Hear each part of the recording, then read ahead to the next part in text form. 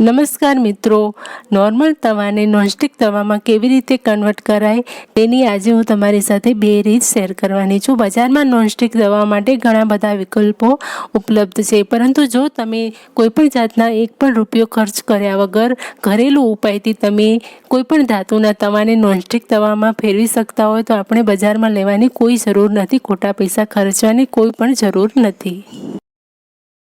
તમારી પાસે લોઢાની અથવા એલ્યુમિનિયમની કોઈપણ જાતની તવી હશે, એને તમે નોનસ્ટિક તવીમાં રૂપાંતર કરી શકશો, બસ બે આ રીતને ફોલો કરીને. તો ચલો શરૂ કરીએ.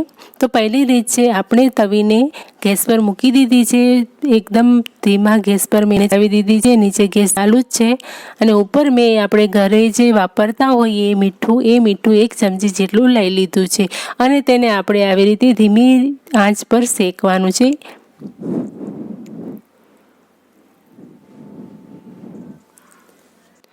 શેકવા માટે તમે કોઈપણ જાતનો તાવેતો લઈ શકો છો અને એને આવી રીતે પૂરા તવા ઉપર ફેલાવીને શેકવાનું છે, જેથી પૂરો તવો આપણો નોનસ્ટિક બની જાય.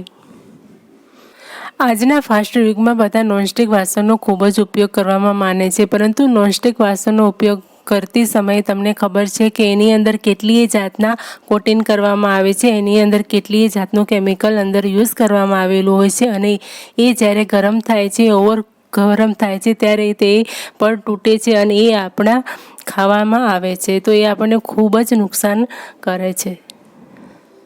તો હેલ્થને તો નુકસાન થાય છે, સાથે સાથે આપણા રૂપિયાનો પણ વ્યય થાય છે. તો અહીંયા આપણે 2 મિનિટ સુધી મીઠાને આવી રીતે કોટ કરી લીધું છે. અહીંયા આપણો જે તવો છે એ નોનસ્ટિકમાં લગભગ 90% જેટલું થઈ ગયું છે. હજી એક પ્રોસેસ બાકી છે. હવે આપણે શું કરીશું, ગેસને બંધ કરી લઈશું અને આ મીઠાને બીજા કન્ટેનરમાં ભરી લઈશું અને આ મીઠું આપણે ફરીથી ઉપયોગમાં લઈ શકીશું.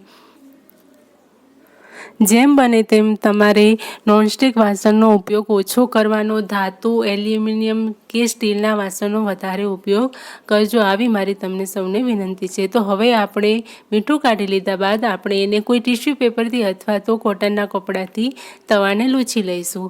હવે આપણે આની ઉપર તેલનું કોટ ચડાવી લઈશું. પૂરા તવામાં ઓઇલ લગાવી દઈશું ચારે તરફ અને આ રીતે ઓઇલને તમે લગાવી શકો છો અને 1 ચમચી એના ઉપર રેડીને પણ આવી રીતે ફેલાવી શકો છો. જેવી રીતે તમને ફાવે એવી રીતે પણ અહીંયા ઓઇલનું આપણે કુકિંગ ઓઇલ જે વાપરતા હોઈએ એનું જ આપણે અહીંયા કોટ કરવાનું છે.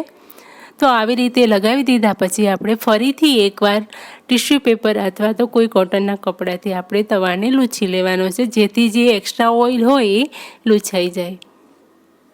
અને પછી જ્યારે પણ તમારે ઢોસા કે જે બનાવવાનું હોય, જે બનાવો ઉત્તપમ એ બનાવો ત્યારે એ પહેલાં તમે આના ઉપર પાણીના 2-3 છાંટા પાડી દેવાના છે અને પછી તમે ઢોસા કે ઉત્તપમ ઉતારજો તો તમારો તવો જે છે બિલકુલ નોનસ્ટિક રીતે કામ આવશે. નોનસ્ટિકને પણ ટક્કર લગાવે તેવું આમાં એનું એકદમ રિઝલ્ટ તમને જોવા મળશે.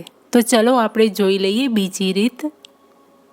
તો બીજી રીત માટે ફરીથી આપણે એ જ કરવાનું છે. તવાને મેં ગેસ પર મૂકી દીધો છે, એને ગરમ કરી લેવાનો છે અને અહીંયા મેં એક ડુંગળી લીધી છે. ડુંગળીને આપણે ફોતરા કાઢીને આવી રીતે વચ્ચેથી કટ કરી લેવાની છે અને આપણે અહીંયા અત્યારે એક જ ભાગનો ઉપયોગ કરવાનો છે અને ડુંગળીમાં આપણે થોડુંક ઓઇલ રેડીને લગાવીને પછી આપણે એક ફોકની મદદથી આવી રીતે તવા પર ચારો તરફ એને ફેલાવી દઈશું. તો નોનસ્ટિક માટેની જે આ બીજી રીત છે એ બહુ જ ઇફેક્ટિવ છે. તમે જ્યારે પણ ઢોસા બનાવો ત્યારે આ રીતનો ઉપયોગ કરજો. ઢોસા તમારા ક્યારે પણ ચોંટશે નહીં અને એકદમ સરસ ક્રિસ્પી બનીને ઉતરશે.